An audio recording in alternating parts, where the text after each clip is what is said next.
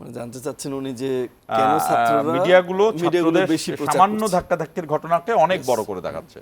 আচ্ছা, এটা হওয়াটা খুব স্বাভাবিক আমি মনে করছি এই কারণে যে ছাত্রদের কাছে এক্সপেকটেশনটা সবার হাই, কারণ তারা একটা মহান আদর্শ নিয়ে তারা ভালো ভালো কথা লক্ষ্য উদ্দেশ্য নিয়ে তারা বিপ্লবে অংশগ্রহণ করেছে এবং সফল হয়েছে। সো তারা যখন পলিটিক্যাল পার্টি গঠন করতে যাচ্ছে বা কনভেনশনাল পলিটিক্সে আসতে চাচ্ছে, তো তাদের কাছে এটা স্বাভাবিকভাবে এক্সপেকটেশন ছিল যে এই ধরনের ধাক্কাধাক্কি মারামারি ঘটনাগুলো হচ্ছে ট্র্যাডিশনাল।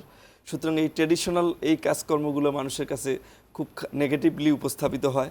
তো সবার একটা এক্সপেকটেশন স্বাভাবিকভাবে ছিল যে এটা তাদের মধ্যে থাকবে না। কিন্তু বাস্তবতাটা হচ্ছে যে বাংলাদেশের যে পলিটিক্যাল কালচার, অর্থাৎ যে রাজনৈতিক সংস্কৃতি, এইটা স্বাধীনতার পূর্ববর্তী সময় বলেন বা স্বাধীনতার পরবর্তী সময় বলেন, এটা ব্যাখ্যা বিশ্লেষণ করলে আমরা তেমন কোনো ডেভেলপমেন্ট এখন পর্যন্ত হয়নি।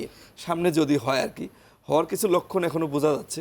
কিন্তু সেই পলিটিক্যাল কালচারের দিকে খেয়াল করলে, এটা একাডেমিক্যালি আমরা বলি যে প্যারোকিয়াল পলিটিক্যাল কালচার, অর্থাৎ এমন সবচেয়ে নিচু মানের কালচার আর কি। এই কালচারে বলা হয় যে শুধুমাত্র পলিটিক্যাল এলিটরাই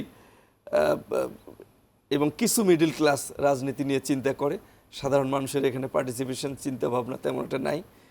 সো এই ধরনের পলিটিক্যাল কালচারে এই কাজগুলো কিন্তু হয়। তখন ক্ষমতা নিয়ে অনেক বড় ধরনের আপনার কোন্দল হয়, কনফ্লিক্ট হয়, এবং এই যে ক্ষমতা কাঠামোতে নিজেকে সম্পৃক্ত করার যে একটা চেষ্টা, এই চেষ্টার যে ফল, সেটাই হচ্ছে কিন্তু এই মারামারি কাটাকাটির ঘটনাগুলো। তো যার ফলে আমার কাছে মনে হচ্ছে, যিনি প্রশ্ন করেছেন, তো আমার কাছে মনে হচ্ছে যে এই এক্সপেকটেশন থেকেই তিনি করেছেন যে তাদের কাছে এই ট্র্যাডিশনাল পলিটিক্যাল কালচারের যে কাজকর্মগুলো, এটা তাদের কাছে তিনি বা অনেকেই এটা আশা করছেন না।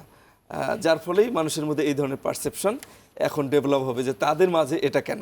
তবে এটি সত্য যে এই ধরনের প্রশ্নগুলো এবং এই যে ঘটনাগুলো ঘটছে, এটা আলটিমেটলি আমাদের টোটাল পলিটিক্যাল কালচারে এবং পলিটিক্যাল পার্টিগুলোর মধ্যে একটা চাপ সৃষ্টি করবে যে ভবিষ্যতে ভালো রাজনীতি যে করতে হবে, এটার জন্য অলরেডি একটা চাপ সৃষ্টি হয়েছে আমি মনে করি।